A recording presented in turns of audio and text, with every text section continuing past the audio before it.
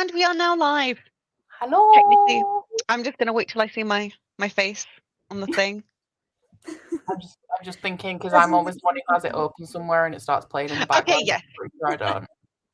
Yeah, There's no, always we're good. a second delay where you're just like. It's all the stream delay, like you catch some shit, wait for the response. But anyway, hello, welcome to the 11th installment of the Elderling Along. I am hosting on my channel today, the Psychonics, Safina, and I am here with Becca and Jade, and they will introduce themselves. And the lovely Rhiannon is also with us today, so I will let the girls introduce themselves. Hello. Hello. I just jumped right in there. Hello. I'm Becca from Becca in the Books, and welcome to a channel that isn't mine. Yeah, never mind. Jade. We're both brown.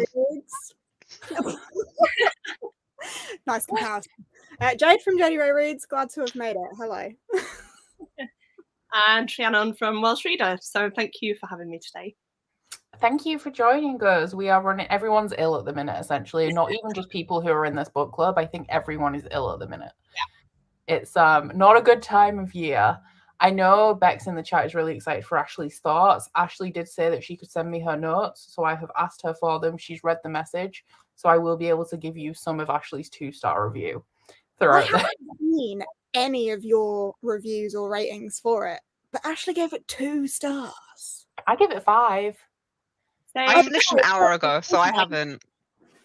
I gave it a 4. So 4. I'll be honest, I don't like, because I wasn't here for the last live show. But like the first book, I do agree with everyone else's criticisms, and I also understand the publishing issues. That thank you, Kath and Becca, for enlightening us on that a bit more. I think that book was like a 4.5 stars for me. I feel like the main thing that kind of lifted it for me was essentially it being about dragons, and I'm a sucker for like dragons, but also like perspective of dragons. It's one thing to have dragons as like a magnificent creature, which are like cool and everything, but to actually have them speak, that's just another experience. So having that in a story is always just really riveting. So, and it kind of just reminded me of The Inheritance, like, oh, I just fucking love hearing dragons talk, and I just love how like self-important they are all the time. So that was that. But for this one, 5 stars. I don't give a crap. I was so pissed off. I was so happy. Like, I had so many moments, and the way this book ended, like, you can't expect me to not give it 5 stars. It was such a... I actually said my vlog just went up this week where I talked about it, and I said that I wish it had ended here because I feel like the characters are really going to go through it in the next ones, but this one had a really nice ending. And it's weird to like almost shed a tear at Robin Hobb because it's nice for once. That like never happens. Yeah, I was expecting a twist or something, and the audiobook just finished, and I was like, wait, what? Yeah, it's going to go downhill. Real quick. Okay. So we all gave it relatively positive reviews. Did Kath say that she'd read up to this point? I think she's already on the like most recent trilogy right now, right? She's halfway through the first book, I think, of the most recent trilogy. Mm-hmm. So she has read past this point. I imagine that she enjoys it. Okay, I've got Ashley's notes. 2 stars. Sadly, just didn't care. Even the harsh events felt no urgency / danger. It felt disjointed, possibly because of the publisher choice to separate book 1 and 2. Incredibly repetitive. She doesn't care because the characters don't bring any sort of reaction out of her as much as the previous ones do. Find it hard to keep track of some of them because they feel kind of 2D. Was building somewhat though. Had interesting conversations about sex, sexuality, and purity, though I'm intrigued to see the outcome as Hobb has another series about a plague that is sexually transmitted. So I'm wondering what her whole deal with that is, since this book was heavily influenced by it. Those were Ashley's notes. Fair point. Fair point. I will say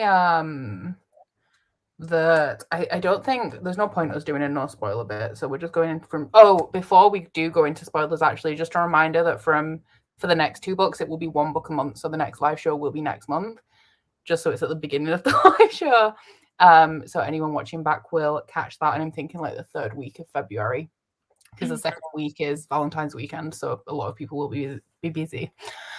But yeah, there's no point in us doing no spoilers really at this point. So we'll just head straight into spoilery stuff. The one thing that really brought it down for me is that I don't care who Thymara sleeps with. She can sleep with anyone, no one, literally don't give a shit. And there was far too much of this book just banging on about that. And I get how it's like relevant to the society and stuff, and like how people have grand plans for how things are going to change, but like just the focus on her and like her internal like conflict and all of these guys and I just don't care. It's really It definitely, like, that entire bullshit. First of all, that entire bullshit happened, like, and I feel like it should have ended where she was like, oh, no one will choose me, I'll choose for myself. And then Sintara was like, oh, then you might be a queen yet. And I was like, you know what? Yes, I like this. And then they carried on bringing it up, and I was just like, Yeah. why? Like, she's like, I'm sorry, how old is she right now? I still think of her as a 16-year-old. I think that's about right. Because, like, after the time skip, she was a 16-year-old, but I still feel like this is still relatively around that time. So she's still very young. Then again, I understand in this society it's a bit different, but also technically, even as someone who is touched by the Rain Wild, she wouldn't, like, society's already telling her that she shouldn't be procreating anyway. So this is a lot of different things and a lot of different realities that she has to come to accept. Also, still a very young age. She's so inexperienced. And it's so unfair to have all these kind of pressures put on her. It's like, again, it's good. And I think this is where people come from, the idea that this seems like more of a YA book because she is in that age range. And this is obviously the kind of pressure that sometimes teenagers do have to deal with. Like, oh, am I uncool because I haven't lost my virginity yet? Do I have to have a boyfriend and all that jazz? But I do like where they left it off with her and Tats and being like, this is okay for now. And it's like, okay, well done. I just wish you didn't take so long to get here. I do feel like that's probably the biggest issue in the book, is like, some things take so long, and it's like, yes, it is slow paced, and that can be very comforting at times, but it's like, it doesn't have to be this slow. I feel like on purpose things were longed out to hit a specific page count. Interesting. I just don't like, I'm wondering what the bigger message is going to be with this Thymara stuff, because I guess it's just like her coming to her own decision of what she wants for herself. Because it was weird to me how she came to the decision and she's like, no, I'm going to choose for myself when I want to, but then it already started to switch into a thing where like maybe she was considering Tats, and it's like, well, what was the point? That's what got me. It was like, oh no, I want to be free, I want to do this, that, and the other. And I was like, okay, cool. And then she's always like, oh, but Tats. And I'm like, oh, yeah, no, just no. The book really weren't it. I just saw in the comments. Yeah. Okay, I do agree with this. I feel like, again, and a lot of other comments are saying this, like, I feel like it's such a big thing to kind of push all the time, and we already have a good comforting romance. Like, I can understand there's meant to be some kind of parallel between Thymara and Elise, like their two romances and stuff like that, but it's like Elise and Lethrin's romance is already so satisfying, and I personally think it's the best romance we've seen out of all the books so far. Like, it's the most comforting. It's so what? Althea and Brashen are right there. Like, how dare you?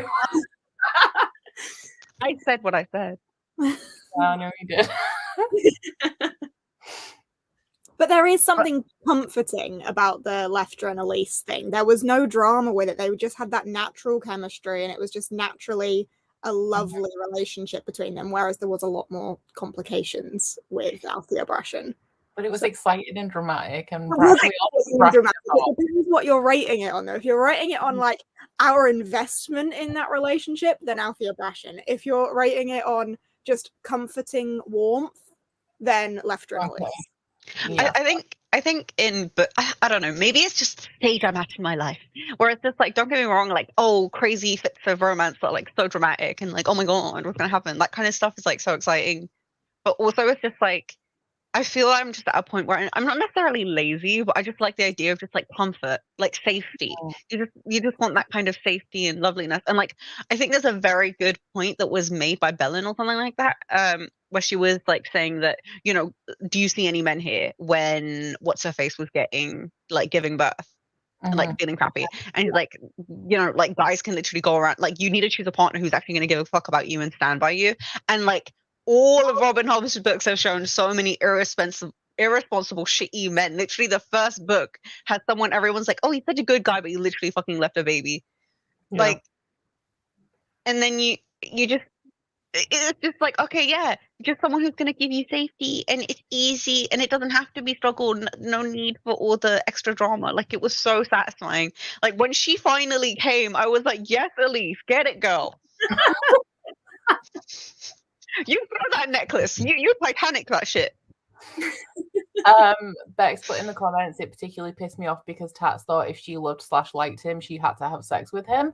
That did piss me off, mainly because I was tired of hearing about the whole thing, but it does kind of make sense to me in the fact that they're all teenage boys, so they're all incredibly horny all of the time.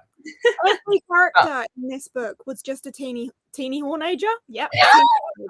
Teeny hornager. Teeny hornager. Tiny teenager. There were just all of them. Even the adults were teeny hornagers. That's my favorite thing ever. Roll with it. Just roll with it. I completely agree with Marley's comment. I fucking Leftrin, bae. Second was pissing me off. Oh my god! I read the first book and I was like, "Fuck you! You're a piece of shit. How could you do this?" And I was like, "I can't believe I like." Okay, yeah, I wasn't here for the fourth book, but like, I can't believe I liked Hest for like 5.5 seconds. I was like, "Oh, this could be cute. This could be like Pride and Prejudice." Yeah. He touched her hand, but then it was like, "Oh no!" And then like the way like he just carried on fucking talking about Hest. I was like, "Are you fucking dumb?" But when they finally have that moment where they get out this toxic mentality, him and Elise together, I was like, "Yes, this is a kind of like coming together of a shitty man that like when two people just come together and just like, hey, you know what? Fuck that guy. We don't want him anymore." And I was just like, yeah. I feel like with that, I thought it was a bit too quick because, like you said, we've had this thing where he's just like obsessed with Hest and all he can think about is Hest, and he's been deceiving Elise for so long, and then all of a sudden it's like, oh, Carson. And I'm like, oh, okay, like that's fine, but you got over it.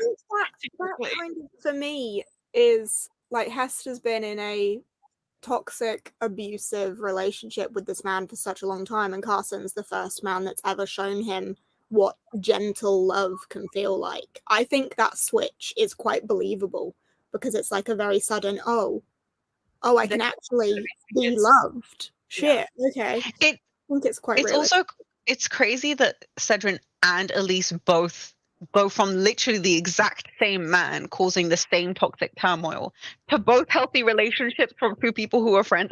It's just a very like too convenient. So I'm just like, oh, this is all really cute. I'm really wondering which couple is going to get fucked over.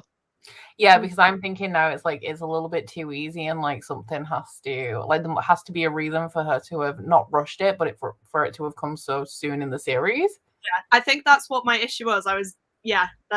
Something has to happen now. I feel like because it was just kind of like there, and they're all happy, and I'm a bit scared.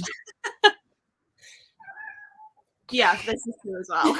Yeah, I really like this comment, and it's just like that mutual care, that mutual comfort, and like everything that he felt with Hest was so disconnected and disjointed, and maybe one type of love can help you understand a different kind of love. So that kind of equality and that empathy and essentially just that like very open communication was so satisfying because Hest is so obsessed in like telling people how they feel and what they want, and it's just like if someone is telling you how you feel, what you want, what you should do, because that is what will make you happy. When you yourself are just like, oh, they're telling me, so that's why it's right.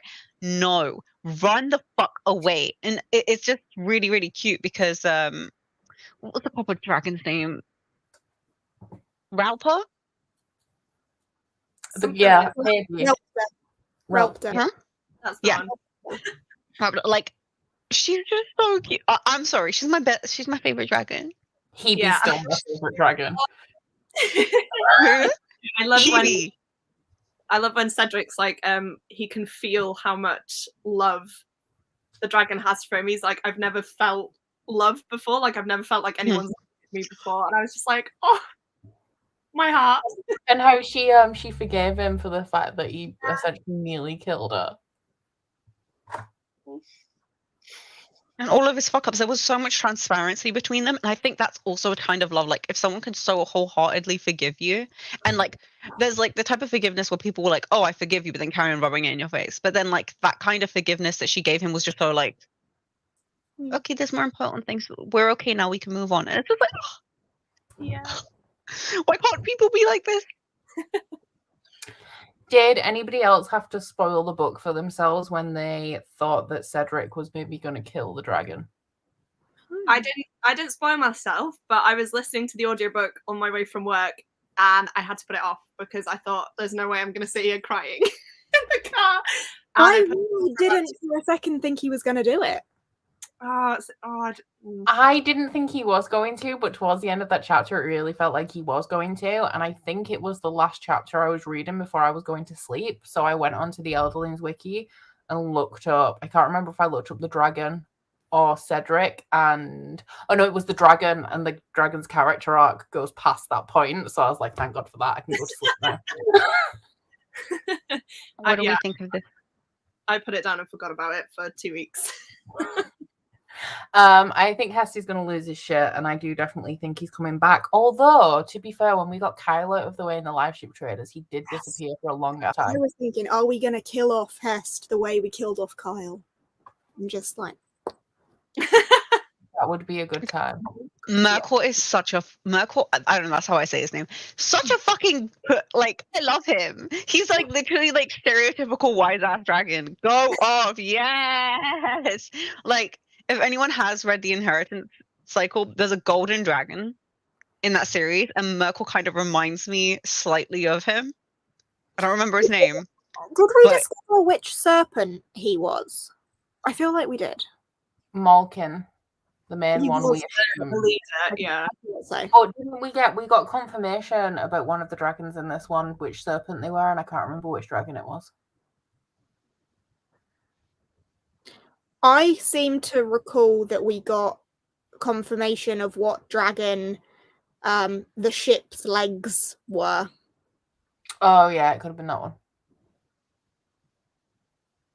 Not that I can remember who it was, but the thing with Cedric and his dragon is that I could see, even from the first book, I thought that he was going to be the redeemable one. Like, Hester was going to be awful and we were going to have like a good character progression with Cedric. But it is Robin Hobb, and it was at like a turning point for him, so he could have gone either way. Yeah, I think that's what I was scared about. I was like, I want him to do the right thing, but like, this is his whole point of being where he is at the minute, and like, he could easily be the bad guy. Do you know what I mean? But yeah, I was glad he didn't. Obviously, he was gonna do it.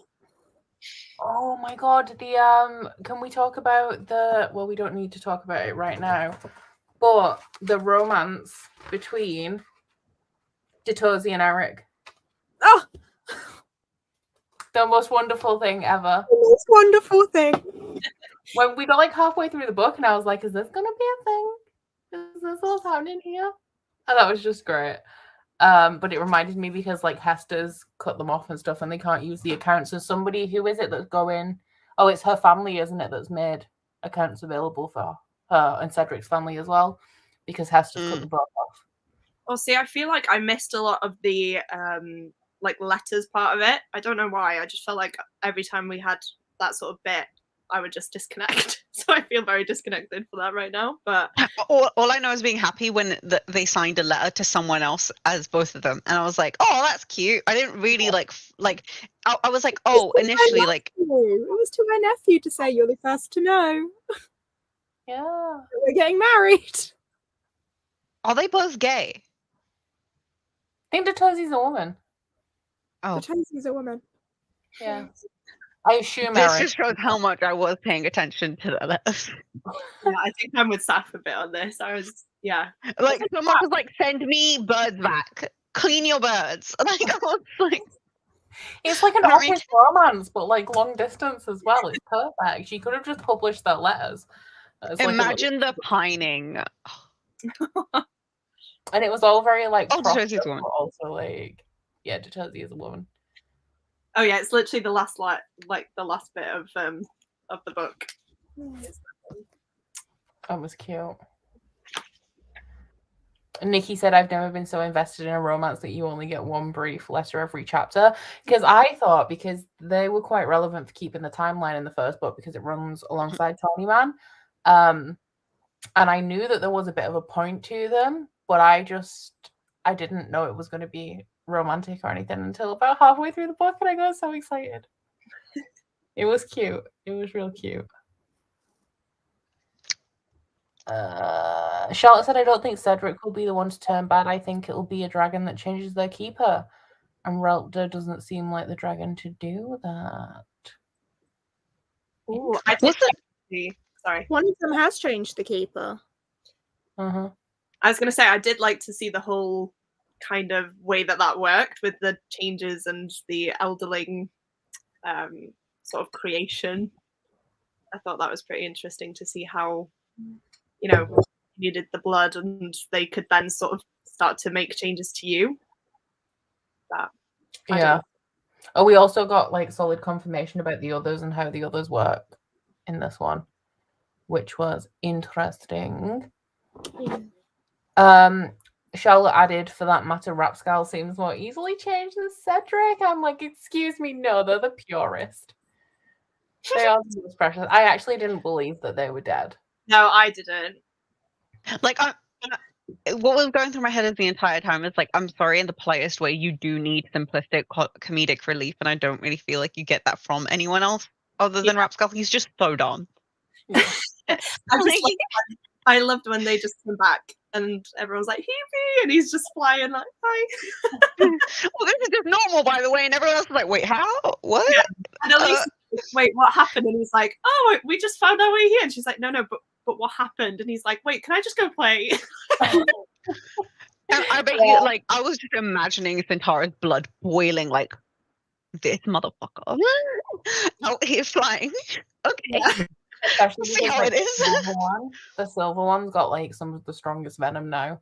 Yeah, spit. And the copper one is doing real well. Although didn't Mercor also have some pretty strong venom, but he was like, I don't have to show you to prove it. Yeah. He's also the biggest, isn't he? Yeah. No, the biggest one's the black one. Black one. But the one that was now Davies. It's now Davies, right? I think so, yeah. I don't know, I just feel like Mercor has big dick energy, so I'll carry on. The black one might end up being nicer now because it's not Greft who's his keeper. Because Greft was a dick, and one of the best things about this book was him dying. And I was annoyed that they felt bad that he died. And I'm like, he died the most horrific death possible, and that's exactly what he deserved. He's such a piece of shit. How are you out here assigning which pussy goes to... Sorry. How are you out here assigning which person goes to which male? Like, what the fuck, man? Fuck off. It's so annoying when dudes just come out here assigning themselves as leaders, and then more so when you're, like, pushing that onto other people, like, women, especially in this society, and I'm just like, shut the fuck up. Shut the fuck up. Who the fuck do you think you are? And I hope that the chick he was fucking, she feels like an idiot. Like, I really respect that Hobb didn't necessarily like go like demonize her hypersexuality or anything like that. Like, that was satisfying for once to fucking see. But it was just kind of like, I hope you feel kind of dumb that this is who you gave your pussy to. Because he's fucking dumb. He's the worst. It makes sense from a survival point, though, because he was the most dominant one in the group. Yeah. Yeah, yeah, when he went to Thymar and was like, I would have chosen you, I preferred you, but you pushed me away. And I was like, oh, don't say that. Like, you've got a girlfriend, whatever, and she's having a baby. Don't do that. Don't be a most dick. likely his as well, because like I think that's her most long-lasting and common sexual relationship. Because the way that Tats and Rapskull kind of illustrated it is that they've only like slept with her once, or like very few. Well, at least Tats I think was once, and then Rapskull not often. Again, no, Rapskull was once. Because he was laughing at. Yeah. But it seems like what's his face? Greft. He was like they were always all up in each other's business and stuff. So I feel like it definitely is this kid, but. At least he's out of the picture now. So, also, this comment clarifies Carlo is Calaro. That's why I was surprised that Caesarea is a part of Tarman, because their names are similar to the serpents that they were. So I thought that Centaura was going to be Caesarea, yeah. Caesarea. Mercor is Mark and Centaura is the female from live ships. I thought that was Caesarea. Yeah, I thought she was the main female from live ships. She will have been the one that's in the very first chapter of the first live ship books, and with Malkin all the way throughout. But it says Carlo the black one is the biggest, Mercur is the wisest. Centaura must be the, I want to say bitchiest, but like the definitely. When she was like, "Oh, I have wings and they're beautiful," and Thamira was like, "Yeah, but they're useless." She's like, "Goldie, honey." Like this comment because I do strongly believe she will. I feel like the only reason that Centaura in the end was able to essentially have the desire so strongly to fly, to finally just say fuck it and try, is because she felt vindicated that Thymera was clearly enjoying having her wings, and she was like, nope. she was probably feeling so much, you know, she's like, first these motherfuckers are out here flying and it's not me, and then second of all, this bitch is being happy about getting wings. No, I must like outshine everyone, it must be me. And I'm like, you know what, that's that he's going to teach Thymera to fly as well. Like, look, I did it with Hebe. I can do it with you too. And it was so petty of her to be like, you'll never be able to fly. Like, you fucking cow, you know. Oh, okay, I'm sorry to bring up Akatar, but like she proper Centaura gives me Nesta vibes. Like, it's so annoying, but I love it. Yeah, like, have your redeeming moment. She's getting there slowly. She makes these comments, but I feel like she literally is forcing her towards essentially to become so strong, like mentally and emotionally, that I feel like by the end of everything, Thymera and Elise are just going to be so strong.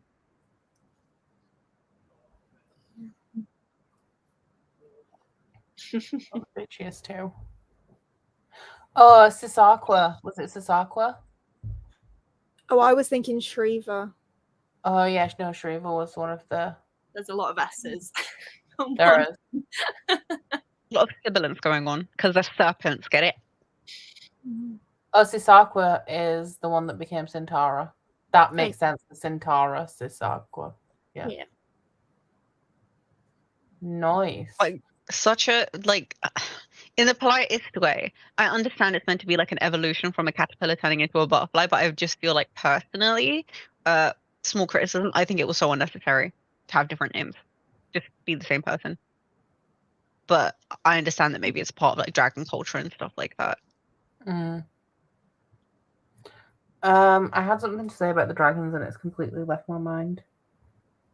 Do we think that they're in book now? Because everything started turning green, and we were thinking that maybe the city that they were approaching was the one that Fitz goes to. So, because they definitely went around the Mountain Kingdom, but are they in the Mountain Kingdom? That's the thing. Because Thymara was saying about how she could see the mountains, and she was like shocked because she'd never seen them. So I'm like, are they in a different city that's in the Mountain Kingdoms, or are they round in book? Because it's because to get to the one that Fitz goes to, you go through the Mountain Kingdom, don't you? So it's not in book. Yeah. So it could be the same one, which is interesting because Fitz goes there quite frequently, so he's going to be shocked the next time he goes. I'm like looking at the map right now, and I basically completely agree with you. Like the way the map is even set out, it's like literally the Realm Walls are right next to the Mountain Kingdom. Yeah. Seems to take them a long time to get there, though. I've just pulled the ball off my earring. Great. Okay. But no, I feel also just like this entire laborious book, and I think this does come down to pacing, trying to long it out. And I understand they are disabled, they're stunted, they can't fend for themselves as much, and a lot of people are ill-equipped to actually help the dragons. But it was a very short journey that didn't have to be this long. Yeah, I definitely agree with that. It seems to take them a long time to get there, and the only thing that we really get out of it is the character progression, and also everyone's kind of growing in strength, even in terms of just like physically. So I feel like in typical Robin Hobb style, it's a lot of slow pacing and character development, but like to me, the character development was worth it because some of the changes were so small that I didn't really notice them happening until we got further towards the end. But yeah, the beginning of it was such a drag. I think the first 200, 300 pages. Like, I did a vlog update on page like 250, and I was like, I don't have anything to tell you because nothing's happened. Yeah, I can't remember the first half of the book, really. I was trying to, and I'm like, what actually happened? No. Like, so many pages were dedicated to like minuscule things. And I feel like I will agree that some of the pacing of the conversations and the instances were realistic, but that doesn't necessarily mean that they were entertaining and well, like it worked fully. So I enjoyed my time, but okay, I can happily admit that I enjoyed my time, but it was a completely subjective enjoying of my time because I love dragons. But from a story perspective, I can see where it's lacking, and I can see where people can be like, okay, but why are we wasting so much time here? Like, the flood instance took so long in itself that I was just kind of like, this is dragging. I think it definitely noticed it in the flood thing as well, because it was kind of like, okay, well, when are we going to get like going again? I didn't even know if they were going to reach Kelsingra in this book. The only reason that I thought that they might is because it was called, like, the next book's called City of Dragons, which implies that they have reached it by that point. Yeah. But they do they not basically reach it by the end? Like, they're very close. They're on the other side of the river. But somebody said something about the stone dragons, like, are they near the stone dragons? That will be, I think, the indicator that that's where they are if they do see the stone dragons. But they haven't yet, as far as I'm aware. It's because they mentioned a rushing river that's too strong to pass that I'm wondering if they are at the same one that Fitz goes to, because I don't remember there being a fast rushing river. There was like one that he used to bathe in and fish in and stuff. But if he bathes in it, I imagine it's not that. The current's not that strong. On the opposite side of the way Fitz goes. Probably, well, they will be approaching it from a completely different direction. But you think Fitz would have mentioned the river. And like, technically, when you do look at the map, Buckkeep is like this way, and then the Rain Wilds are going up this way, so it's just like a completely different direction.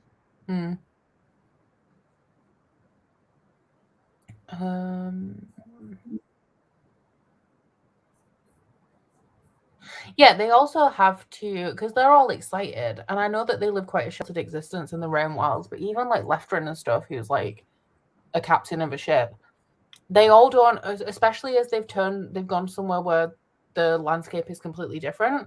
None of them seem to have considered the fact that they're moving into a different country. So, like, if the people of the Mountain Kingdom don't want them there, then they're going to have problems. Yeah. Bex, I mean, Fitz is an idiot, so he could totally be. I do like that comment. And I think he's very oblivious, so. Lola said my book had a glossary of dragon names and their keepers, and I just went to check if mine did, but I know that it doesn't because that is the last page, like the last letter. There's nothing after that. Was it in the beginning or the end? I was reading the ebook versions. No, it just starts there with the first letter and then ends right on the very last page with the last one.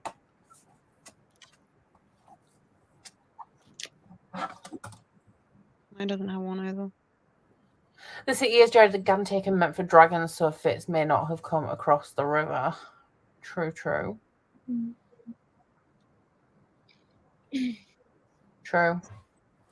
They are in. How much involvement does Book have in Mountain Kingdom politics now, though? Are they still, like, fully separate because they have an alliance? It seems like something the Book would definitely have issue with. Yeah. Especially because they're more independent now as well. So if they started going their own ways, I feel like it would be, cause a lot of issues.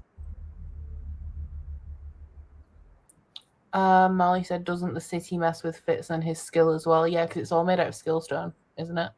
The buildings are made out of skillstone, aren't they? Well, I don't know. I know about the pillars. I don't know if the whole thing is. Weren't you guys previously talking in the last live show about how you thought the Skill River was like an actual river, potentially? Yeah, what if like these the land shifting, it was under the road, which is why the Skill Road's such a problem. And I think we have inklings of that in this book. Mhm. So like kind of a confirmation that something's going on with the skill being related to Memory Stone. There we go. With the skill being related to the river, we also got confirmation in this one that the reason, like we all assumed, the reason why the Rain Wilders are like they are is because of the proximity to dragons and then the water as well. I would love all the rumors to be kind of like, like, oh, like people like Femera can't have kids because they're touched by the blah, blah, blah, and the kids are going to destined to die. Like, are they really? She's still alive right now. Or are you just saying that? And like, I think I do remember like last time someone had made a comment about how it's just ironic that the Elderlings are like revered for their changes, but anyone who's touched by the Rain Wilds isn't. But it's like it's technically the same, like a similar effect. I wonder actually, based on the Ewald's comment, it has liquid skill in the skill river that the fool touched, hence his fingers. I'm wondering if the well that the dragons are excited to drink from was full of skill, and the skill with the stuff that happened with the volcanoes erupting and the earth moving, the well's broken and it's all in the water, which is how, like, why we have the skill road and why the Rain Wild River is as it is, assuming that it feeds to that in some way. Is that going to tie in with the dragon's memories then? Because you know when they eat the cocoons and things like that, they gain the memories, and they're missing parts of it now. Is that going to have something to do with that, or is it going to be maybe separate? Tarman getting stuck was so funny to me. Tarman's cool. I wish that they'd put some sort of figurehead on him just so he could communicate. Yes. When I was picturing him, I wasn't picturing him just as a boat. I was like, surely there's a head, and then I was like, well, no, just a boat. The thing is, as well, that gets me is that he's got eyes, but he doesn't blink or anything, which doesn't make sense because even though his eyes are painted on, the figureheads, even though they're made of solid wood, start to move and like come to life. So why don't his eyes move? And also, why didn't they put a figurehead on him? Why did they put a figurehead on all of the other life ships, but not him? They gave him feet instead. Yeah, give him a little tail. Also, they're hiding that he's a live ship. True. Is another They're thing. not Like, though, are they? Everyone knows that he's a live ship. They're just hiding that they've done modifications. Or does nobody know that he's a live ship? I How don't can think they not know? to know. Only live ships can go up the Rain Wild River. That's true. Right? But I know they're definitely hiding the legs and the tail. because they used the cocoon, didn't they? Or the wizard one chunk. Yeah. I was surprised that the dragons weren't mad about that. They seemed pretty chill considering how bothered they are by everything else. Yeah. They might just, unless they figured out that there was something special about the Rain Wild ships, and then they started building figureheads onto them. Yeah. Saying he was a a first. evolution of ship building. Big toad energy. That's true. When they were talking about his little arms moving himself, I was like, yeah. Yeah, he was built before they knew that live ships could come alive, but boats have figureheads. So I think when they found that live ships, I reckon when they made Tarman, they were like, oh, it's weird that he's so good at being, like, we have such an easy time with him. And then it was when they were building them with figureheads that they must have realized that they were live ships, I think, because Tarman doesn't really do anything apart from he speaks to them now, but I think Leftrin said that that's only like a more recent thing. He used to just get like a feeling. I like that he can send the dreams as well when he's giving them images of Kelsingra. Yeah. What I'm confused about is why he's not mad. Because Yeah. the thing with Paragon that he's blended, he's two cocoons blended together, which is why he has so many problems. Yeah, but even with Vivacia as well, like her whole character arc as a boat, I suppose, is that like she feels mistreated in some sort of way. Do you know what I mean? It's like she finds out that she's meant to be this dragon, and then she's. But then there are other boats. I can't think of her name, but the Ophelia one is that one. Ophelia, yeah, there are other boats like Ophelia that are like, yeah, I love this life. I love being a boat. This is awesome. I've been one for so long. I feel like when you get to a certain age, you just start accepting things. And it's Yeah. like Lefton obviously treats his boat well.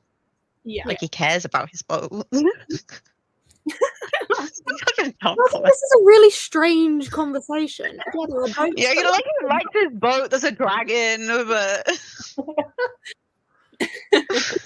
Why is the boat not mad? Yeah, Ophelia just loved life. Yeah, I loved her as well. Tarman hasn't been traumatized, so I think that helps as well. That's true. Yeah. Paragon is also mad because of the pirate. Yeah. this comment. Risky, though, when I'm assuming they know. Is it common knowledge that Paragons? I feel like it will have been because they'd have come together and been like, okay, so Wizardwood is actually dragons, and these ships are all actually dragons, and this one isn't doing too well. Like Leftrin knows, and what goes through my head is like I feel like Tommen, like this is just weird. You know how dragons can communicate with each other and stuff like that in like some kind of way, and like they just can give each other vibes. I feel like Tommen was getting like the vibes from the other dragons. So he knows, and like the other dragons know, but they're just like, well, it clearly wasn't you, really. So it is what it is. It was just weird that they didn't react when they saw because they knew, they even said like which serpent it was that they'd built Tarman out of, so they knew it was one of the ones that went upstream with them. And with how funny they were throughout this book about having to eat the keepers and all of the bodies, like they had to be the ones that ate them. I actually really liked that, how they were just like feeding dead people to dragons. It was really satisfying because it was just like, do you want to be dead with the fishes, or do you want to like be a part of something that's generational and your memories are preserved and it's part of this great, amazing race that's coming back to life? Like, okay, well, when you put it like that, you kind of don't really give me much of a choice inside marriage. Just being like petty, she's like, it's gonna be my choice, even though in her head she's probably like, you know what? Yeah, it does sound like a better deal. I kind of want to do that instead. Tarman, Paragon, Ophelia, and Vivacia are the main live ships in order of age.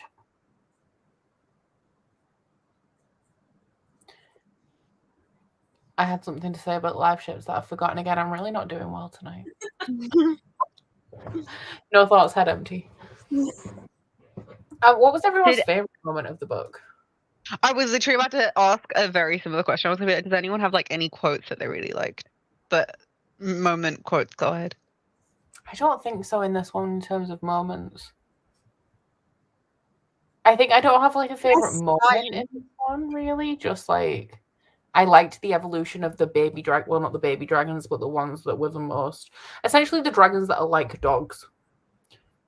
So the copper one, whose name I've forgotten again, and Hebe, and the silver ones like got big, like big small dog energy. But I enjoyed the growth of them. I liked it when Ralph ate Jess. Yeah, that was good as well. Oh yeah, no, that was a good time.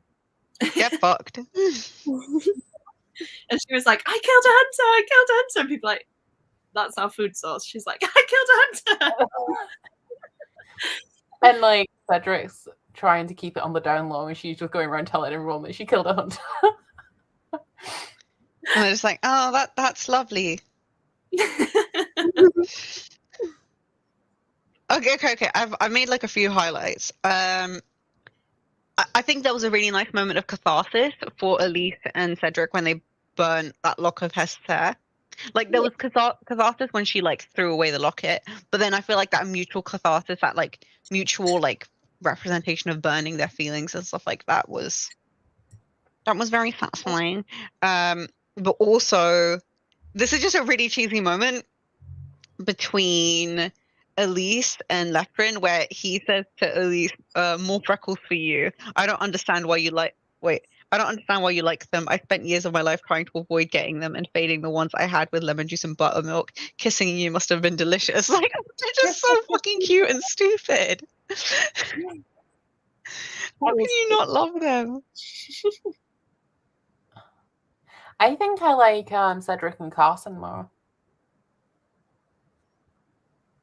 They're cute as well. Elise just bugged me in this book. Not as much as Thymara did, because I started off really liking Thymara, and now I don't care about her all that much. Also kind of makes sense though, because Centaura's the most intolerable dragon because she's just the worst. But Elise, where she just wasn't cottoning on to the Heston Cedric thing, like, come on, and the mental hoop she was jumping through to avoid coming to that conclusion. Although in Bingtown, like, I don't think you're allowed to be gay. I don't think that's. No, he said that people are aware of it, but yeah, it's like different. There's like a different society kind of thing going on the side. Yeah. You'd think that she would at least understand it as a concept, though, and that it would cross her mind. No. Yeah, but I love it when Cedric was just like, oh my gosh, woman, we are together. And she's like, what?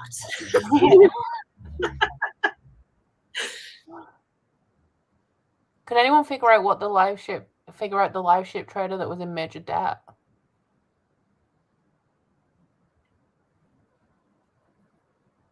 Not. I just, on a separate note, if anyone can figure this out, please do let us know. I was going to say my favorite moment in the entire book, it was on page 233 for me, but then again, I'm reading on a digital edition, so it just depends on how big my pages are. It's when chapter 9 discoveries, very soon to the beginning, where he's like, Cedric, I'm hungry. That's like the copper dragon. And then he's like, oh, well, I don't have any more hunters to feed you. And literally all Hobb wrote was 4 question marks. I was like, Hobb just made the copper dragon basically text like, like no noise, no proper sentence, just question marks. I was like, no thoughts, head empty. That's so fucking funny. And then there was a point a bit later where, okay, hold on, it's in the same chapter where later on he's like, listen, I'm trying to help you. Oh, we can do this. Like I'm trying to like figure out a way for you to stay afloat. And then she's like, fall in, I eat you. Then no build trees. Yeah, and then all of a sudden she's like, oh, help me. And then he's like, yes.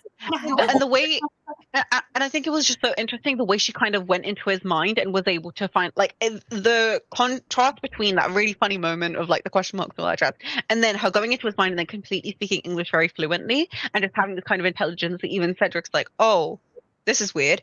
I think it just kind of reminded me of like all of everything, the fits in the will, whatever the frick, just like the fits in the will, and the other thing, the fool.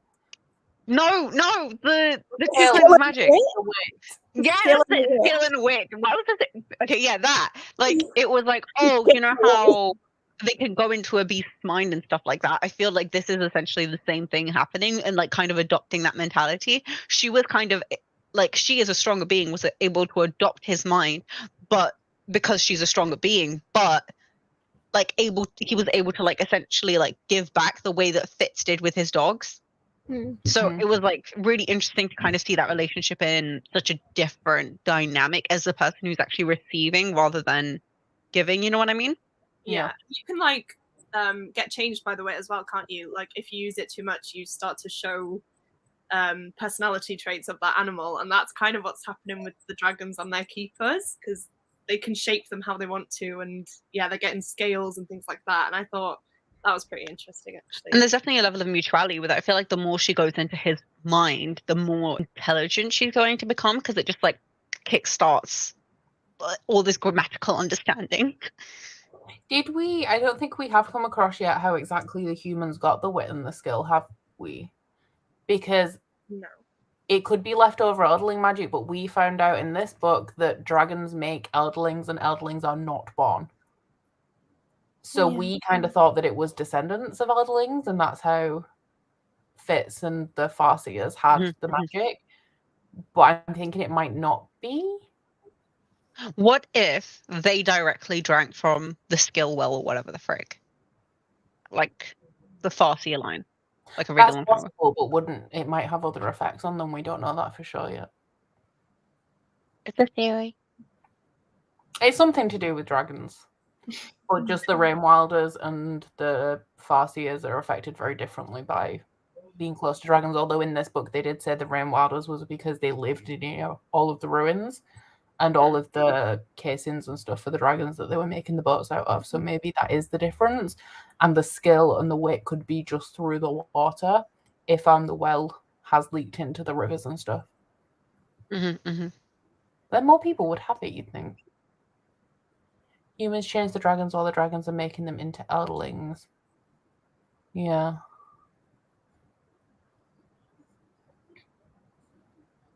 I agree with this. Maybe. I think the origin point was definitely the same. And it obviously does have something to do with dragons. But you know how you're also saying that, like, they can be made, they're not, like, they can't, they're made, they're not born. Like, either they drank from this blessed water or whatever the frick, or it was something to do with, like, dragon blood. Maybe there's just, like, maybe someone banged a dragon. Is that what we're going with now? Someone banged a dragon! Or, I'm like... sure this isn't the first time you've said this. I'm pretty sure it's not the first time you've said this. I don't appreciate how this show is portraying me. I mean, this live show stuff is portraying me. I'm not a scaly. I'm just saying that potentially it could be a thing. Also, in the live ship traders, didn't what's his face fuck a boat? If so, I've forgotten this. What? Boat? Am I Oh, was that remembering this? something that you said during a live show once again? No. Oh my god, it might have. Can someone else clarify this for me? Because I feel like so bad right now. No. The guy who was an absolute dick during the live ship one, who was like the pirate motherfucker, and like the ship really, really liked him. Like, didn't he fuck her? Am I going crazy? No, he did not fuck the boat. Don't think he did. Okay, I'm just gonna stop talking. He was seducing the boat. He didn't fuck the boat.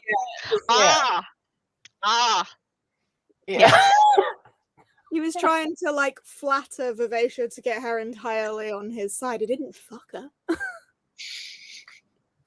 I don't know why for the longest time this is actually so disturbing. I've had this like image of this human dude like against this female masthead in a live ship, and I was like, I didn't understand the dynamics of it. Like, how did he make sure his crew didn't watch it? And now I'm just like, oh, it was all in my head. Okay.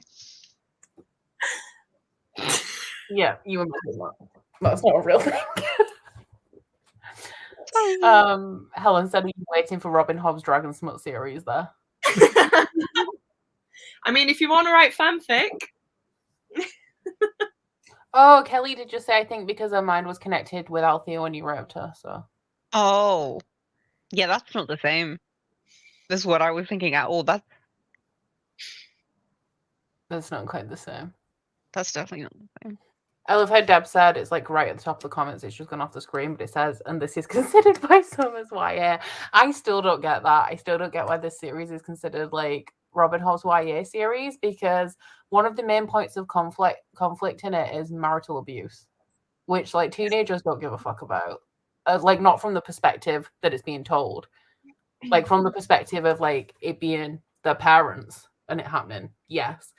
But not from the perspective that it's written about in this. And also, if Elise was a teenager, I'd be able to understand more. But Elise, 21 years old when the book starts, and then after the time skip, she's like 26. Mm-hmm. So it make sense. The Dragon Keepers are all teenagers, but they're only half of the cast. Yeah. And politely, they're not like all of them aren't necessarily as relevant.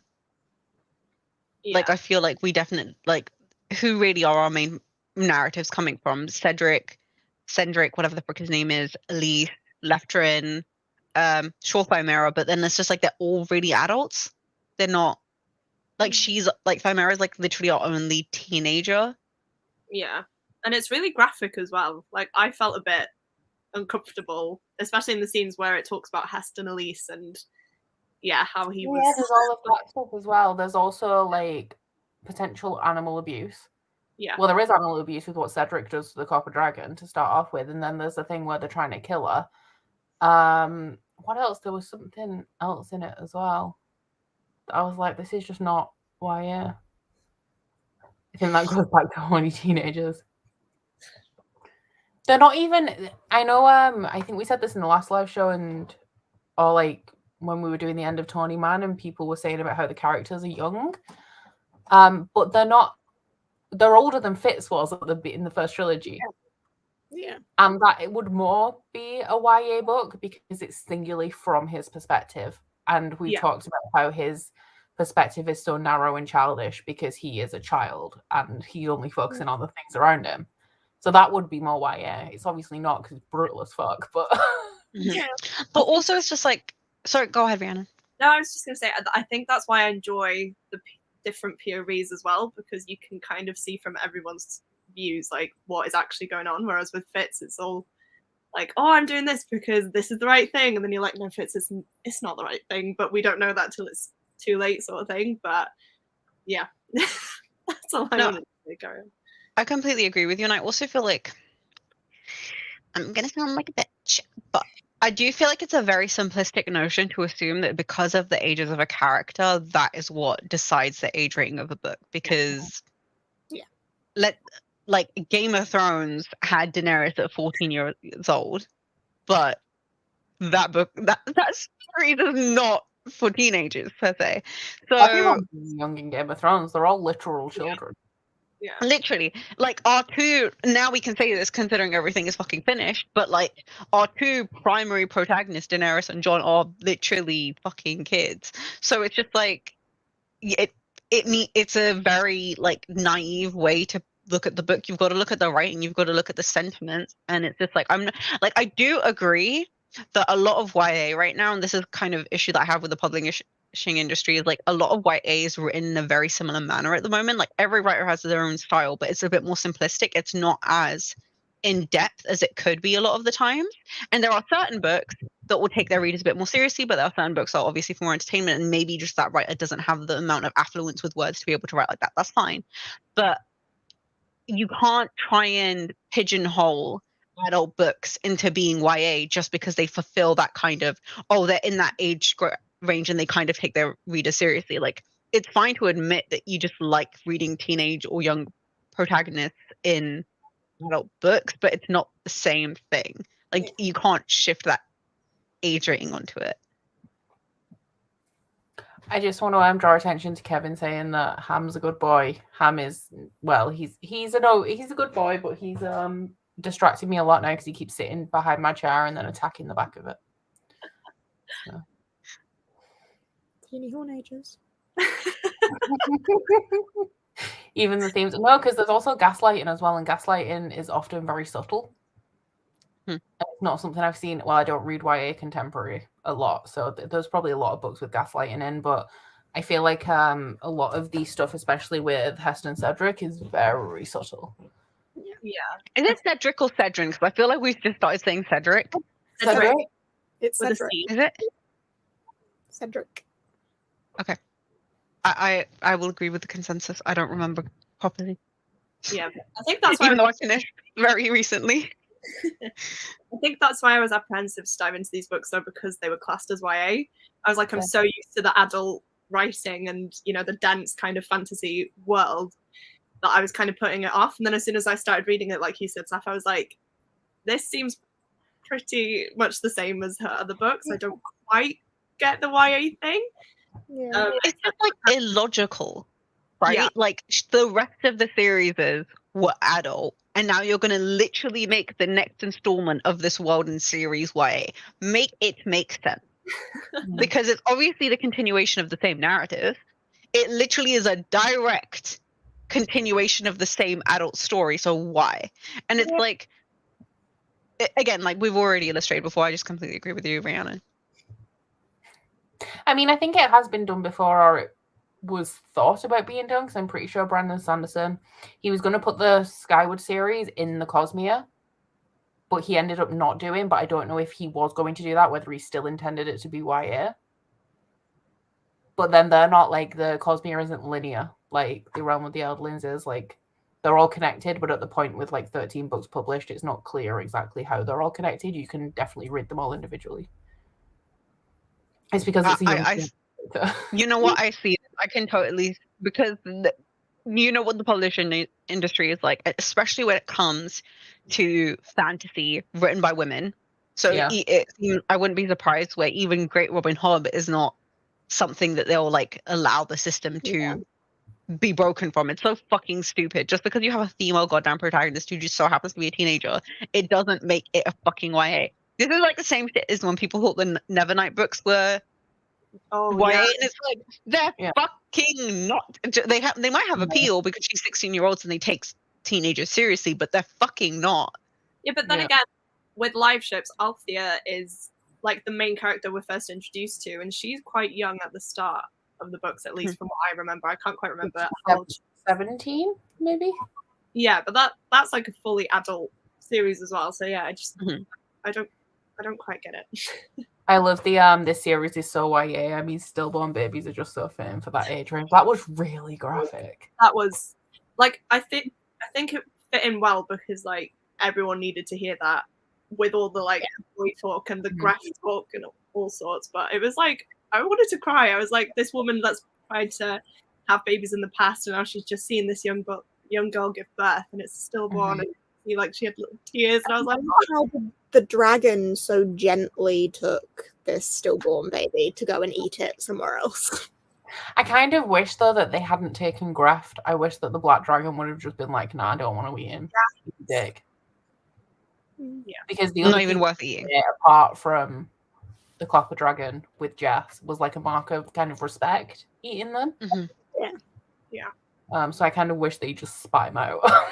But no, wasn't it spit at Greft? The silver one. Because Carson and Cedric went to find him, and Spit was following them, and I'm guessing it's like the crocodile sort of thing. Yeah.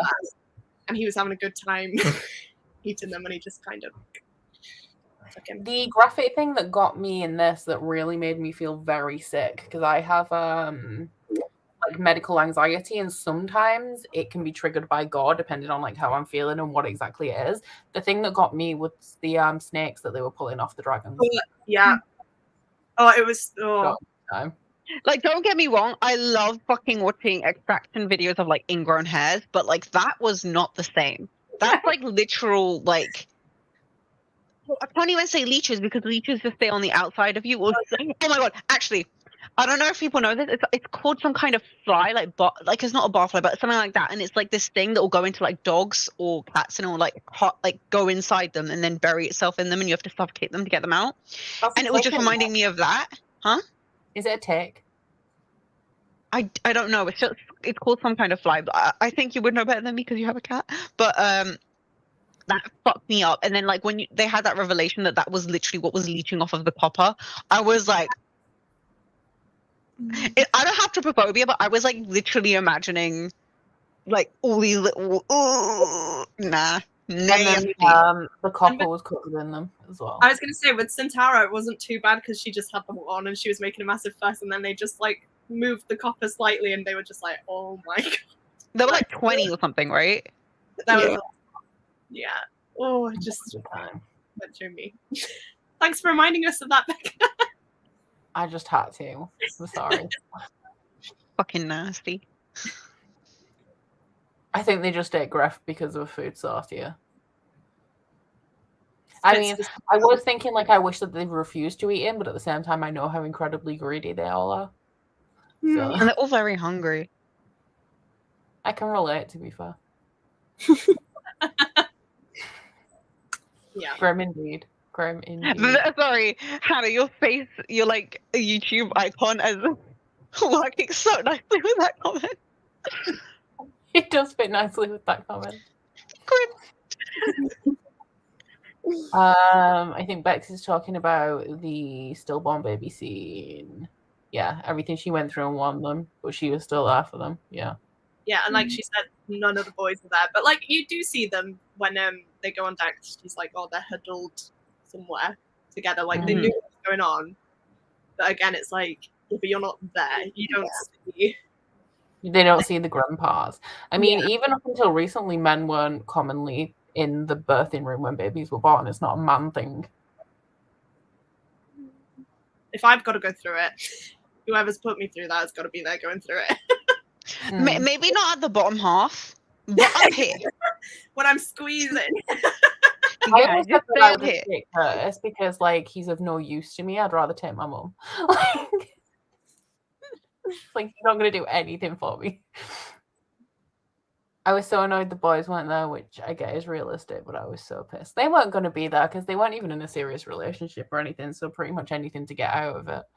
Yeah, no one knew who the dad was, especially with Graft gone. Like, yeah. Nobody cared. I also have to wonder, like, you could also kind of interpret in this bit of a reach, but it's like more so in like, is he there for you emotionally and mentally? Like, would he like fight for you with everything he has? That's what Would she he was prioritize you? Yeah. Like, unless you're like 100% sure that this person is gonna stick by you, support you, get you the extra food or whatever, like, otherwise just don't. Just don't. there's a reason women, at least like animals and everything, look for a strong mate and stuff like that. And even in the dragons, they were saying that, like, you know, there's a mating kind of fight dance thingamajig. You have to prove yourself worthy. Is because they will need someone who can actually provide for them and stuff like that when they're in that kind of vulnerable state. And I don't think it's necessarily a bad thing to admit when a person is pregnant that they do require someone who's going to look after them and provide for them. And it's just like, are you getting that bare minimum, or are you just fucking because it's fine? And like, there's nothing wrong with having sex, but also if you're not taking the extra precaution to pull out, there are repercussions. Mm-hmm.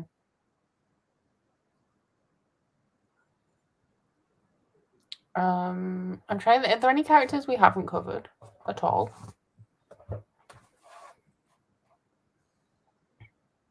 Does anyone in the chat have any specific questions as well? Trying to think of anything else notable that happened.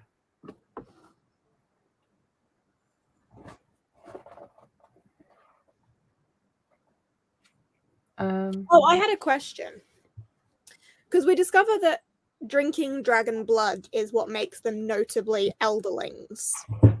Mm-hmm. How did Malta and Rain become notably elderlings if they didn't consume blood? That's a very good question. Maybe consent is an aspect. Because I know Tintaglia is who made them elderlings, but they didn't have her blood.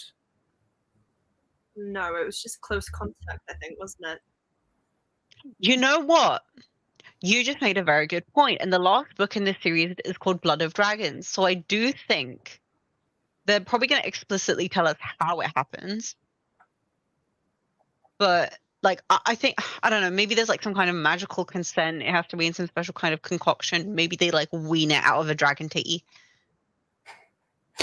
I was thinking maybe they did drink dragon blood because you don't need dragon blood to start to change. And I think where we left them at the end of the Live Ship Traders, they weren't elderlings.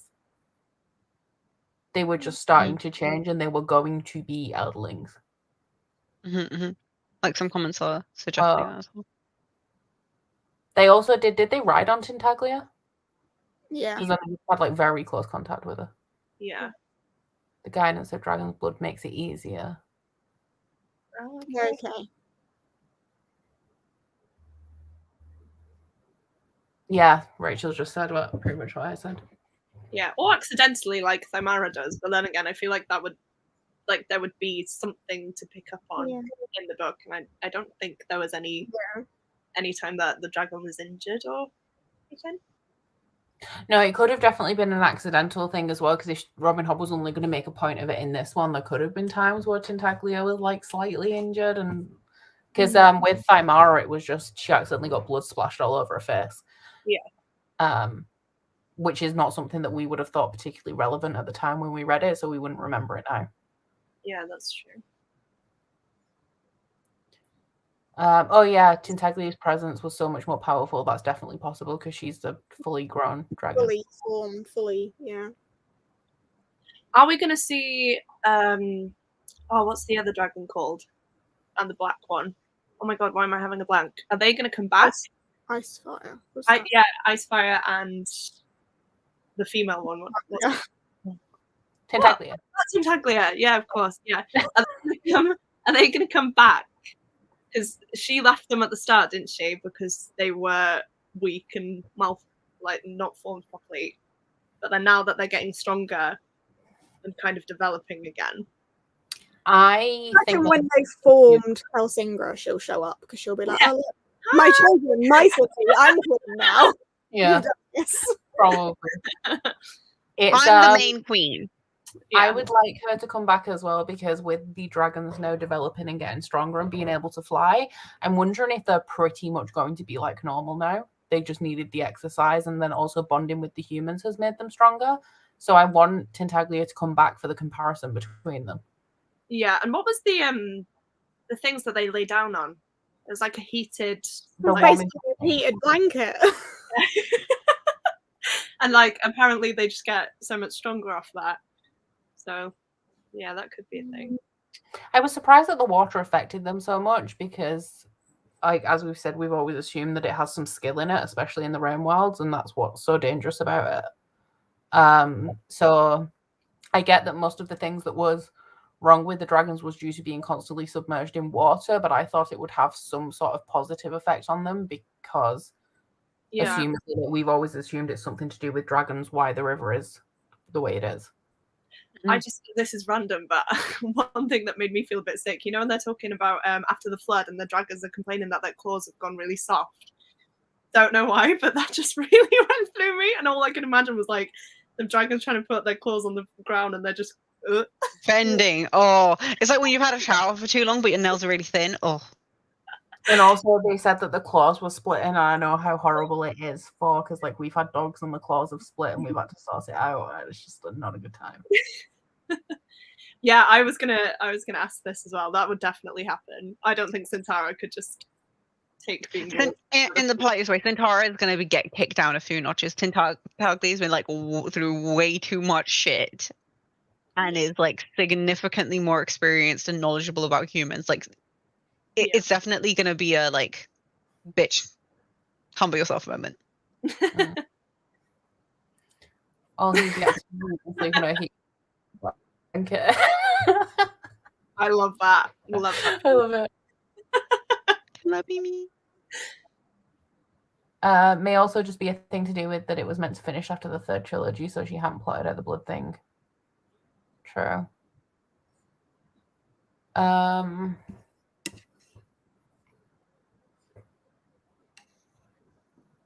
The Abominations are interesting in terms of like the others, aren't they? Because the others, yeah. They're very like they're dragons that have been touched by humans too much, aren't they? Whereas the Rain Wild people are no, because what's the equivalent of a person who's been touched too much by a dragon? Do they end up like the Rain Wild? I made a note on this, and I made a question mark to say, is this how the others are made? Because it was something to do with when Elderling bonded dragons, so fully formed Elderlings bonded to a dragon, when two of them mate and have a baby, that's the Abomination. Okay. Because the people of so basically Elderlings can't breed. Ooh. Because they form others. Oh. That's sad. I thought it was the opposite. I thought it was, wait a minute, Malta's pregnant. Mm-hmm. But are they not technically Elderlings yet, or they might not be two fully formed Elderlings? Yeah, they're supposed to be the Elderling King and Queen. Elderlings are the opposite of the Abomination. They're human shaped serpents. Is that why the baby had a tail? I thought that. I didn't know if that was just because I thought that the others were when when a dragon had bonded to an Elderling, and then the dragons have a baby, and one of their babies will be another. I didn't think that it was the Elderling babies that turn into the others. So then I was wondering what the equivalent, like the human equivalent would be. I'm like, is it like the Rain Wilders where they're not Elderlings and they have all of these health issues because they're still like touched by the Rain Wilds, but they're not actually Elderlings? Okay, so the others are dragons changed by human proximity. I have to wonder, like, obviously it must all be tied to the skill and the wit. I'm just like, does Hobb ever explicitly tell us how this works?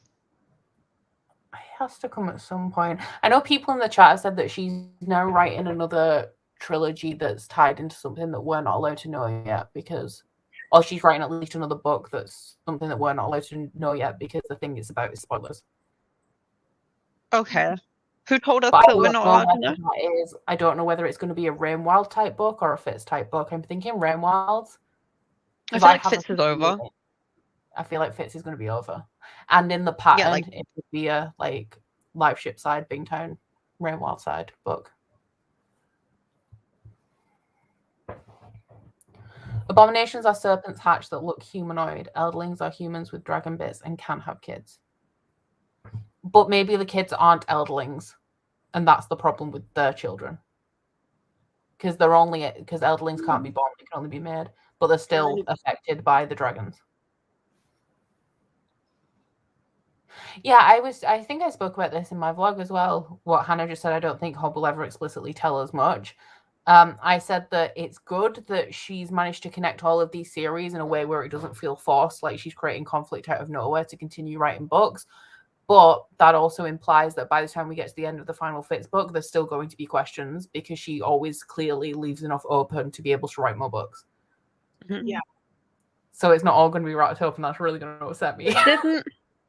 I'm slightly confused about something though, because it's like I think our last ending discussion on the previous series was that like apparently this is where she was just going to leave the Fitz story, but then she decided she wanted to write more. Mm-hmm. But it's like the way though the Fitz series is titled, it already gives the idea that this is literally going to be the end of his story. But now I'm just kind of like in the polite titled the same. Yeah, but the only reason I say this is because it's like I'm pretty sure the last book is called Assassin's Fate, right? Mm-hmm. And considering where we started, like Assassin's Apprentice, Assassin's Fate just has a finality to it, like it comes full circle. And like to me, in the politest way, I feel like when it comes to a series, I like the idea of continuing to go back to a world and stuff, but I'm also kind of like, you have to be going somewhere. If you're going to make it so long, I'm not saying that there has to be a big bad, but there has to be some kind of resolution, whether it's for a character, whether it's for a political arc or whatever it is, there has to be some kind of resolution. And I do feel like if there isn't like some actual point in the next series, I'm like, I might really enjoy it and I might really enjoy the characters, but I highly doubt it'll be 5 stars for me because I feel like, why did I go through so many books without it actually having a point? If that makes, yeah, exactly. Because it's like, we can compare it to other stories. Like obviously I haven't read Brandon Sanderson, but I imagine from what I know of his stories, like there is like some very clear point you are leading to. Even with The Witcher, there's a very clear point you go to. So I'm just kind of like, there's so many books here. What is our point? Like, why are we doing this? Like the series ends when the fool has changed the world enough that he's not needed. Mm-hmm. Mm-hmm. But I feel like that's going to happen in the next trilogy. In which case, we he thinks that that's happened. Yeah. Maybe he needs another catalyst.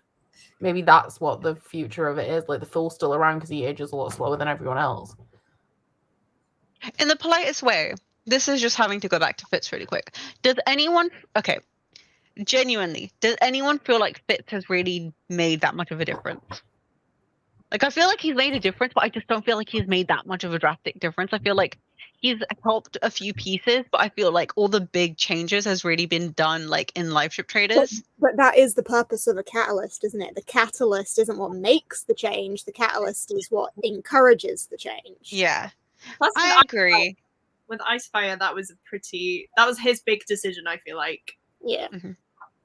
And that's what set up, obviously, this in the politest way, I want him to die and rest, but like actually have a fucking purpose. Like, I know this is gonna make me sound petty. Maybe this is just the kind of reader I am. I just feel like I need some kind of purpose. I don't care if it's nothing grandiose. I don't care if it like ends up having nothing to do really with the dragons and then yay, dragons are back. I just need there to be a reason why we've just gone through like over what, like we're on the 11th book now. I And can't then believe it's like, the 11th book. literally, we've been at this. We've been at this since 2020. You have to give me a reason why we've invested years into this. It's because I told you to. Which is good enough for me, but it's not good enough for my brain. I'm enjoying the ride. I'm enjoying reading them. It's like, yeah, it does take a while, but then you think, I've read 11 books, like these 11 books, chunky, like, and I just love them. I feel like I could carry on reading them. But yeah, like I don't mind when it's slow because I find her writing comforting now because I just read it so often. Yeah, it's like when you've been like it's comforting to go back, and also it's going to be a slower world. And don't get me wrong, like I did complain about the pacing because I feel like there's a lot of unnecessary slowness. But again, it comes down to, as you said, like the split between book 1 and 2 when they were originally meant to be one book. But also it's just like it's sometimes with so many fantasy books out there, it just gets really, really hectic. This one is just like this series in general is just like very naturally paced, which is nice. I don't know. I'm just in two kind of ways about it. I know, like Ewald said, Fitz is like putting a pebble on the road and altering the course of the wagon on it because Fitz is the most insignificant character in this entire thing, but also the most significant character because without him, nothing would happen, but he actually means nothing to anything. Yeah. And that is the purpose of a catalyst. The Fool saying that Fitz had a very small chance of surviving in all of the possible futures, yeah. I just have to wonder, like, what is the actual end game going to be? Because how are you going to introduce like these fucked up, others and blah blah blah? And like we kind of already had a lot of resolution with the whole ice fire thing, so it's like, yay, dragons are back. But I thought it was already nice to have the promise that dragons were coming back. I was fine with it ending there, but now we're going into like the actual struggles of dragons coming back. Okay, why?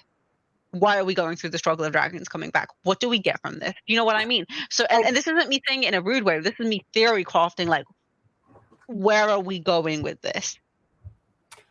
I feel like the dragon thing, because obviously we brought dragons back, but without Icefire, the dragons were going to die because they thought that they were, but now the dragons are exceeding expectations. The baby dragons that weren't well at all and everyone thought would die have not died, and they're in fact getting stronger. So is this going to impact the Fool? But still, he's done what he needed to do. He's brought dragons back. It's unrealistic now to assume that somebody's going to be able to kill Tintaglia, Icefire, and all of the small dragons. That's too many dragons. Also, what did dragons need? This is going to sound so rich coming from me. What did dragons need to be brought back for? Oh my god. To break the cycle? Is that what he was trying to do?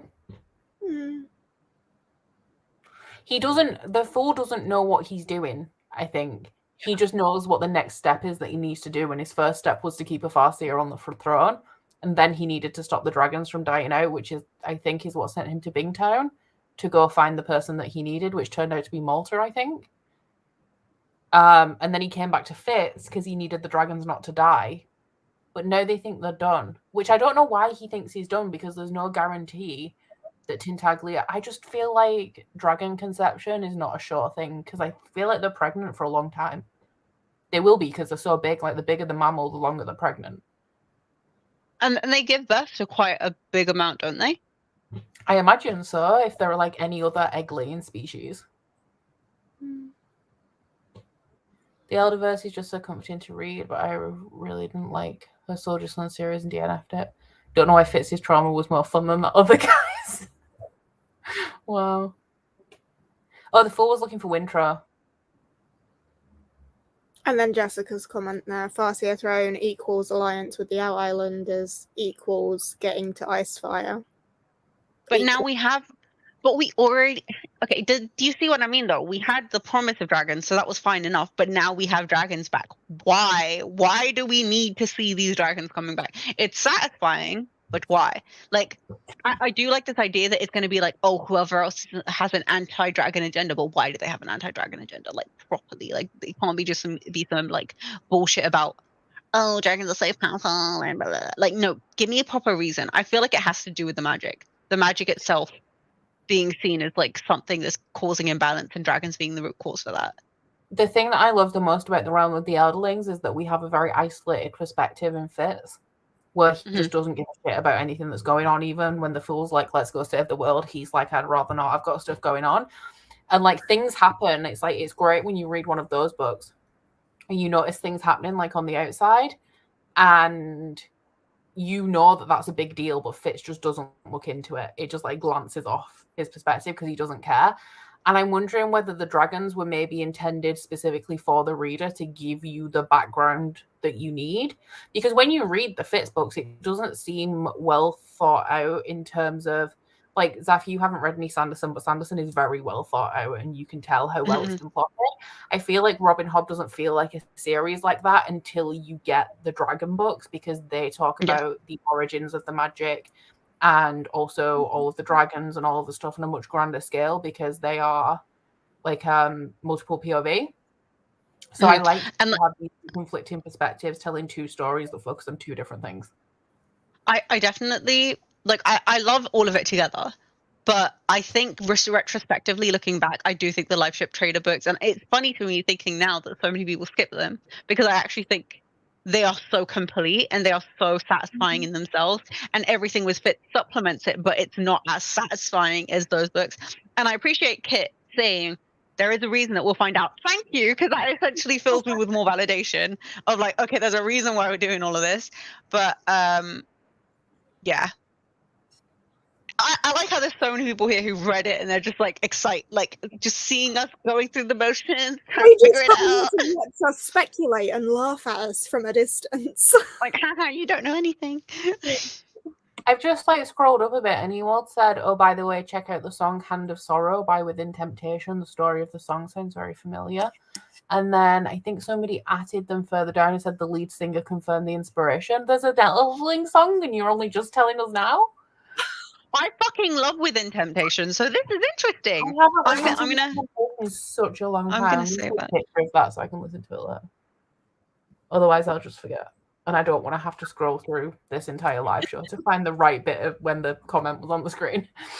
Personally, I haven't read Sanderson, but I will admit I've literally watched every single one of his lectures because I'm writing my own fantasy series. So, like, I know he's a good writer. It's just more so like, I'm kind of scared because I know how I get when I get invested in a series. I have to read everything and I become very obsessive. The good thing about Sanderson is that you can, apart from just don't think about the Stormlight, just read everything else first. And they're not linear or connected until you get to Stormlight. So if you just want to read Mistborn, you can just read Mistborn and then wait a bit and then read something else. Like, I was probably going to read them in publishing order, if that's in actual order, if there is any chronological order, because I know obviously there's like multiple different series, but I literally on YouTube how to read Brandon Sanderson books, like what order, because I read Elantris, loved it. I read The Final Empire, loved it, and then I just stopped. So like I want to get back into it, but I don't know. There's so many books and little series within the world that I got. Let me DM you. We'll have a buddy read. Oh, Bex said I think Hobbs' detailing is even better than Sanderson. They're just different. They're not the same kind of series, but they are both very well plotted, but done in a very different way, where Sanderson knows all of the like 30 or whatever books that are going to be in the Cosmere and what they are and what the purpose is as a whole. Whereas Hobb seems her name is Robin, so you could get away with saying Rob. I don't know if she's winging it because like she keeps intending something to be the end, but I don't know whether that's her actual intention or whether it's publishing contract. Yeah. Like I signed to publish 3, but I definitely know I could write more and I have ideas for more, or whether it was just like I can write more, so I will. Mm-hmm.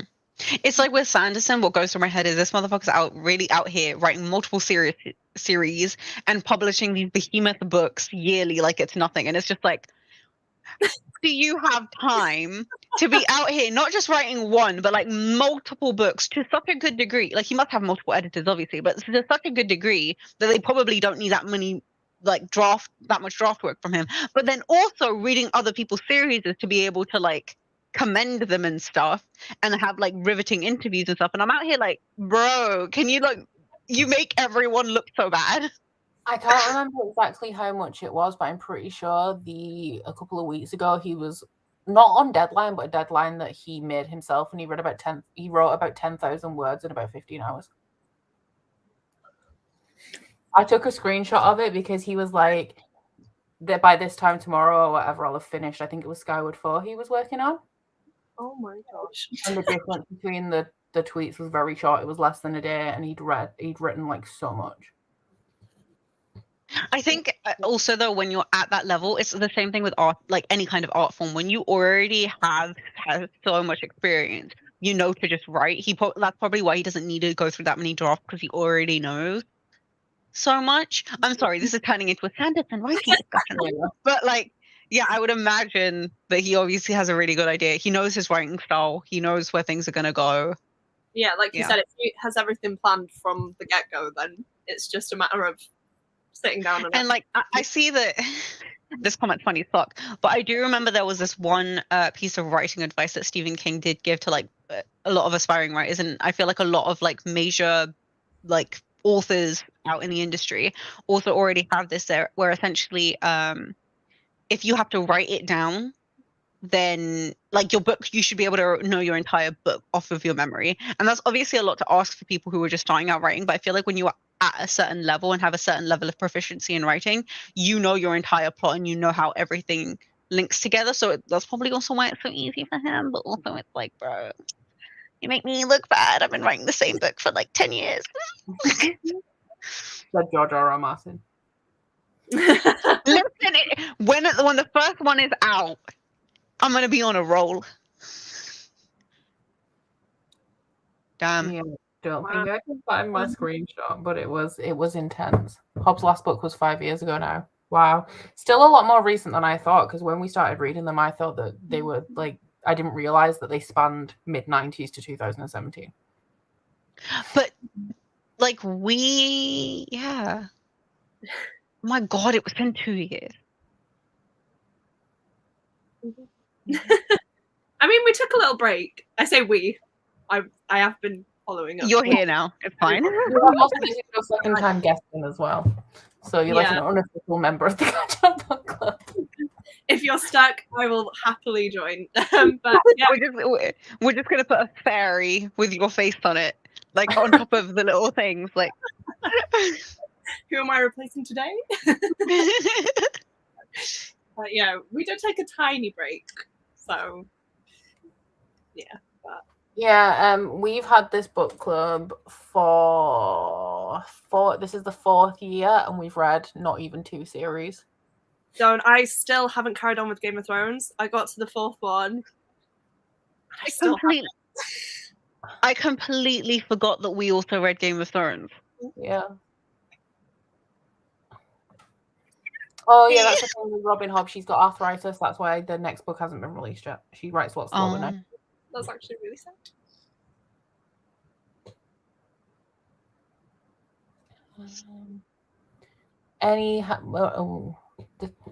I'm confused about what I'm trying to say.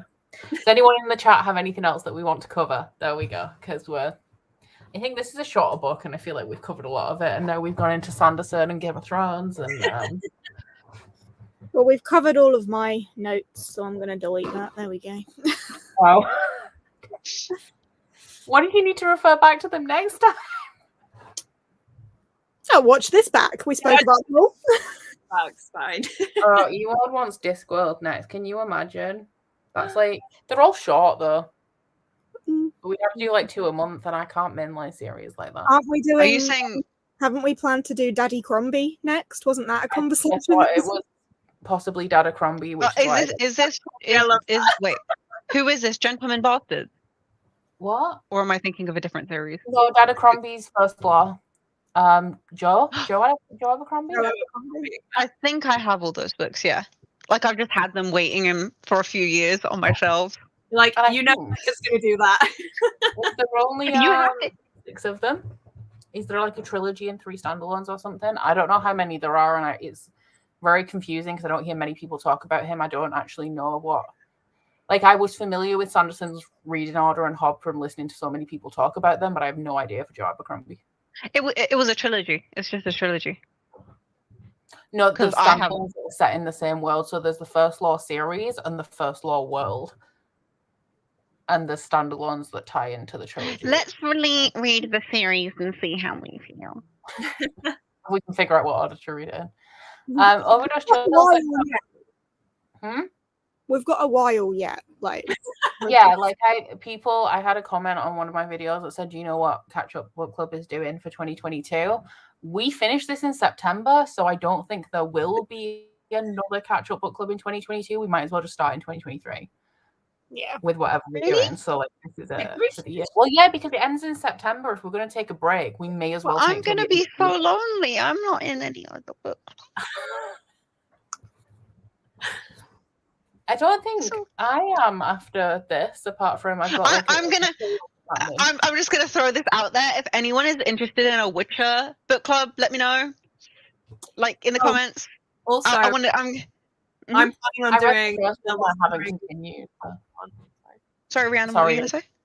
I was thinking of doing a Lord of the Rings Hobbit sort of read along coming up to the new Amazon series as well. Which is actually, it's perfect because technically the Lord of the Rings story starts in September. That's why they very smartly decided to release the series literally in the beginning of September. So you'd have to be like, either read the books before or at the same time. I think before is a good shout though. I've been debating, but nothing's set in stone or anything. I was going to do it myself, and then people were like, but we could join. And I was like, oh, okay. So we'll see. But I feel like a lot of people will be rereading that before, just so like their memory's fresh. So it's a good shout. And also there's so many other Tolkien books out there. So even if you wanted to continue after. Yeah. I'm looking at them there, and I'm daunted by them. Okay, everyone who says they want to read The Witcher, stay on, pay attention to my Twitter page. I thought you were going to say, like, stay behind. No, not stay behind. I'm not that exciting, sorry. But no, that's one of the things I want to do when I actually come back to making content is have a Witcher read along. Jessica asked when will be the next one, so I know how fast I need to read. The next one will be the third weekend in February. I believe it's the 20th, provided nobody has plans that day. Because the 20th weekend is Valentine's weekend. The book's only 450 pages, so it's not too bad.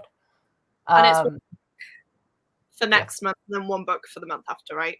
Yeah, so there's a live show for the rest of the thing. We've got a live show in February, March, May, July, and September, and then we're done.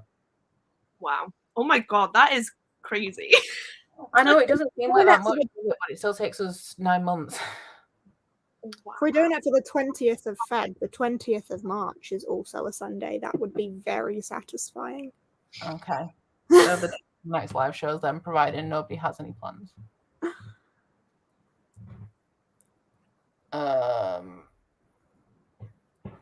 Somebody said a little bit further up, but it was Overdose Chill Pill, and Narafan said that exciting things happen in book 3 and 4 essentially, whereas I heard that the second was the best, so I'm more intrigued about 3 and 4 now. Ooh. I don't really know anything about them, so. No, okay, this is scary. I just looked to a random page and saw that Hest was speaking. I don't Why like would you do that? Now I'm happy I don't have a physical edition. Wilma and Bex have both said that there's 9 books in First Law. There's 1 trilogy, 3 standalones, and another trilogy. So we've got 9 books for that. Hannah said that they thought we were doing Eye of the World next. It really depends on Cody, but I feel like a lot of I'm sorry, I've got something in my eye, which is why I'm squinting. A lot of people have been doing, I've seen them floating around like Wheel of Time read-alongs, so we probably won't do that yet. Also, the series has already come out, so it feels a bit like, people will obviously already be doing that. If that is a Witcher thing, let me know so I can cry about it. But Witcher is a series that I do need to read. I read the first one and didn't like it. I want to push through to the core books in the series because I don't like short stories. Yeah. Okay, so the first 2 are short stories, and they are supplementary, but the actual story starts in the third book. Technically, actually, at the end of the second book. Like, the last story of the second book is kind of where we begin. But, yeah. I really, if you ever, want to know, I'm right here. I really like Witcher. Talk to me about it. I have 2 Witcher necklaces. I have Geralt's necklace and I have Yennefer's necklace, and I'm trying to get Geralt's necklace from the TV show. And then I'm also going to be getting the Witcher official merchandise necklace that they're releasing, which literally says Chaos and stuff like that. And I really like Witcher. So anyway, so this is a different conversation. Narafin said, if you do Lord of the Rings, do something completely mad and start with the Silmarillion. Oh my god. No one would carry on at all. I've started the Silmarillion 3 times and I find it extremely difficult to get into. Okay, the problem is, I feel like with Tolkien, now we're just talking about Tolkien, like, is that people like the idea of him and everyone likes the Lord of the Rings movies, but they vastly forget how his writing is literally trees, leaves. To be fair, I love that in The Hobbit and The Lord of the Rings, but then the Silmarillion is like a historical, mythological background, and it's very like a history of Middle Earth, isn't it? Yeah, but it's like the creation and the elves and all sorts, and then you just open the first page and you're just like, oh my fucking god, no.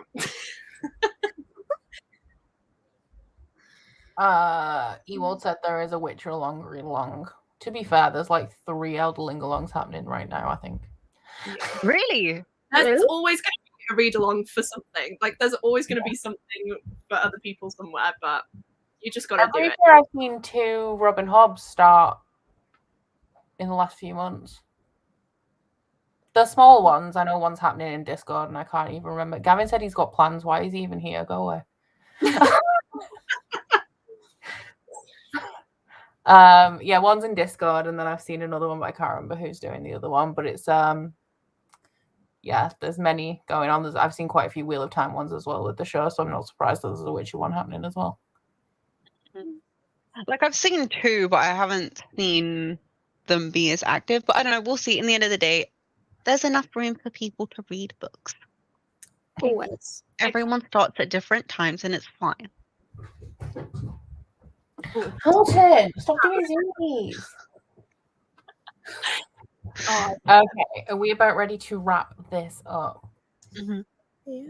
So, do we have any predictions for the next books that we would like to specifically mention? Shit's gonna hit. Hest is gonna speak at some point. Jade has spelled that much. I spoiled something for myself by accident, like a fucking dumbass, but I'm not going to mention it. To be fair, I'm normally like Becca with like spoiling myself. I've just watched the new Dexter series, and before every single episode, I had to go online and read a spoiler because I just couldn't put myself through the suspense. So I might end up doing that, but hopefully not. I started doing that now as well, and I never used to, but I can't handle the anticipation, so I just spoil things for myself. Whoa, has anyone read the blurb for this? Don't do that. That's a massive. You're a fucking idiot! Oh my god, that's literally the last book in the series, Jade. Oh. Oh wow. No, she's just reading the entire thing. Like, she dipped her toe in. No, now. Oh no, Jade! No, I want to do it! It's Don't like do that to yourself. Don't do that to yourself. At the I've end, not done that with any of the books because I know that these editions have spoilers in the blurb. Why did I do that? I think I read the last book in the Farseer trilogy on ebook, and then the first thing after the last page was for the first book in the Tawny Man trilogy, and it was like, or was it? No, it was the first book in the Fitz and the Fool, I think, and it's like, Fitz has been living happily with Molly all this time, and I'm like, great, like, you've just spoiled 2 entire trilogies for me. Yeah, nice one. Yeah. Oh yeah, that was for me. I don't look up any fan art. I don't look up any synopses at the minute because I'm like, no, come on, try. Well, you know what's really fucking annoying is when, like, with these series, especially the way some of this shit is named, it's not very helpful when you're trying to remember, like, the order of things. So sometimes you'll misidentify which book is in which order, and then you'll accidentally read the first line of the blurb, and it's like, well then. Fuck. Yeah, I don't have the last 2 books physically either, so I get them as I start to read them, and then if I want to read along, I can, but yeah, try not to. I'm on that catch up by the next live show. Oh, I was gonna say, why doesn't Gavin read the entire Realm of the Elderlings anymore? But if he finishes it, I'll be really pissed off. And he's gonna do it now, and I know he is because I said I should have waited till we went live before I said that. Oh god. Yeah, so that concludes the Dragonhaven / Brandon Sanderson Game of Thrones First Law Witcher live show. Hopefully the 20th of February, that is the day that we are aiming for. I doubt it will be before that. So if you haven't finished it before that, it's fine. Like, aim for the 20th. If it's not the 20th, it'll be the week after. But I kind of don't want to keep pushing the schedule because we'll never get back on track. And yeah, thank you to everyone for joining us here today. Is after you want to close it because it's on your channel? Yeah, so thank you for my lovely co-host for Becca's thing. Jade and Rhiannon, we appreciate all the comments. Thank you for everyone being so chatty with all the theories, giving us some insight, and just enjoying our really stupid responses. I hope everyone has a good night, and we will see you next month. Bye. Bye.